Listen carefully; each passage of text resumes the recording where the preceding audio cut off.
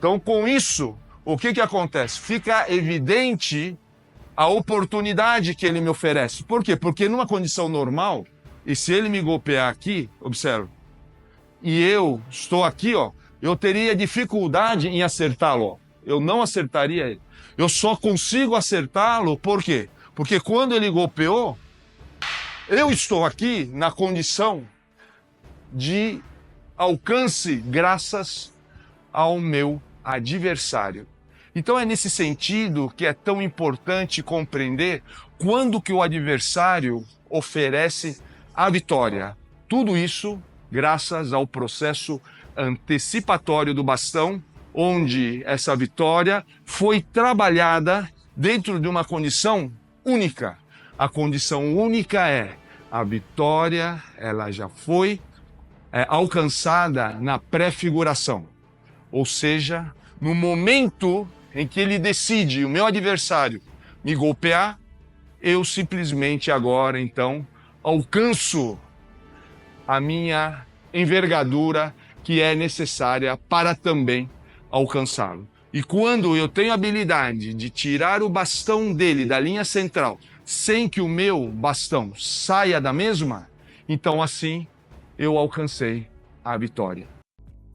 Então tem um ponto fundamental aqui que eu acho que é importante deixar claro para as pessoas. Quando nessa lógica do Jun, uma das coisas que está sendo colocada é a capacidade de antecipar o movimento do outro. Não precipitar, não ser precipitado, não ficar ansioso, mas sim, de fato, antecipar. Você ser capaz de entendendo, de enxergando indícios no movimento do outro, indícios na situação, você ser capaz de antecipar as próximas etapas que vão acontecer. E figuração, ou seja, você conseguir enxergar algo antes de estar figurado, antes daquilo tomar forma. Isso é a pré-figuração. Então é importante entender isso para notar que o bastão no sistema Wing Chun, ele, a gente pode dizer que ele radicaliza essas questões, né?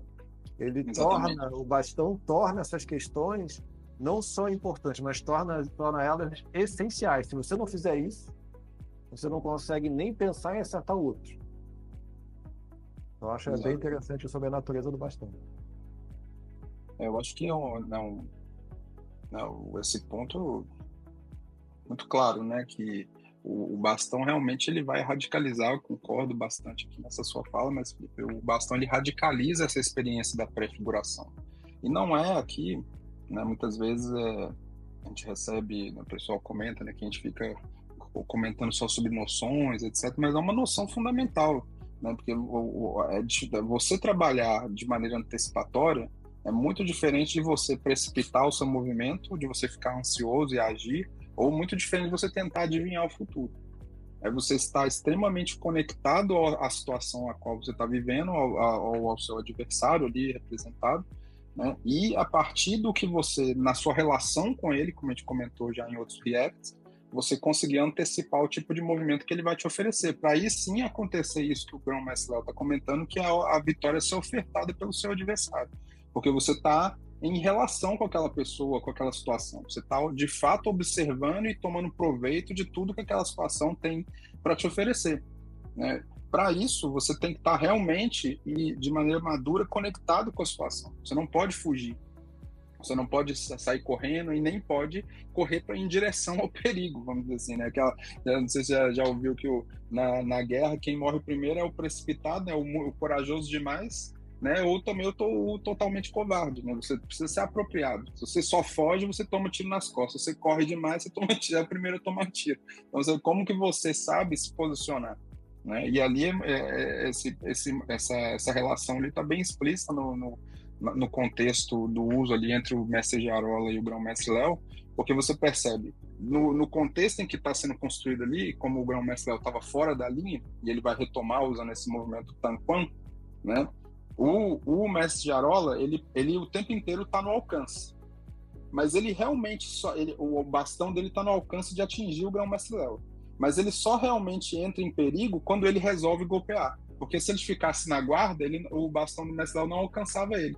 Então você vê que tem uma relação interessante aqui sobre, né, você se coloca no alcance do outro quando você resolve lutar, né? Quando você resolve entrar no combate. E aí é onde está essa relação muito poderosa, que é preciso todo artista marcial levar em consideração. Quais são as batalhas que você realmente precisa entrar?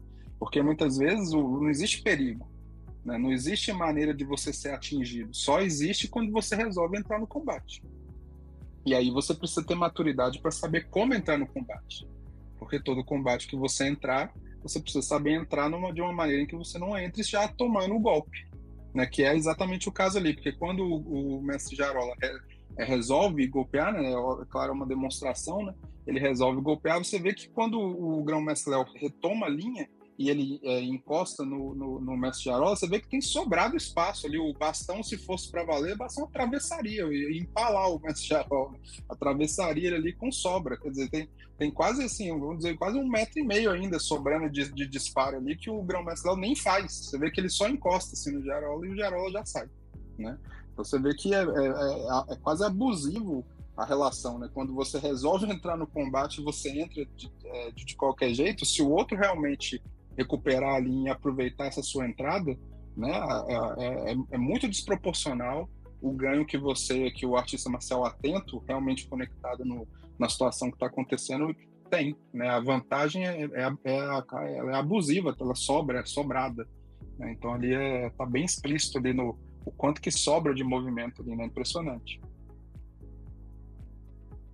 Sim, a gente pode fazer, se quiser, uma analogia. Toda analogia ela é limitada, né? Mas é um duelo de pistola com um tiro só, né? Então, se só tem um tiro, o outro só tem um tiro, como é que vai ser a sua abordagem? E não está definido quem começa. Então, como é que você faz? Você atrai, dá vontade do outro acertar você? Você fica escondido? Como é que é?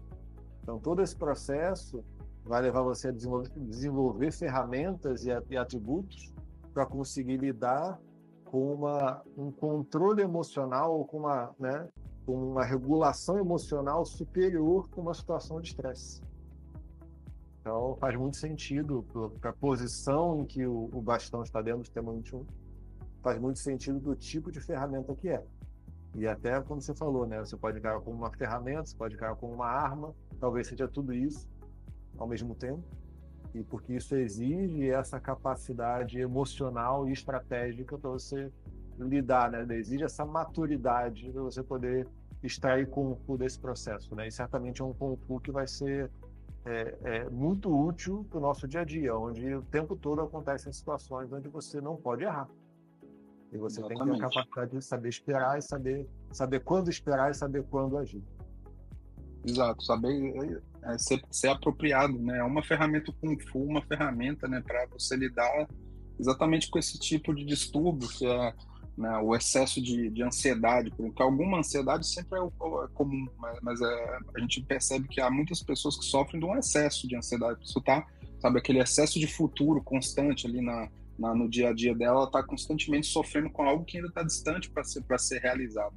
E o Kung Fu como uma ferramenta para isso é fundamental, né? E ali nessa experiência marcial do bastão, isso é radicalizado, porque você precisa saber esperar o momento adequado. Ou seja, tem um exercício ali de uma espera estratégica, né? E de um movimento preciso, né? Que precisa ser estratégico na sua escolha e no seu momento, no seu timing, né? No seu momento de realização.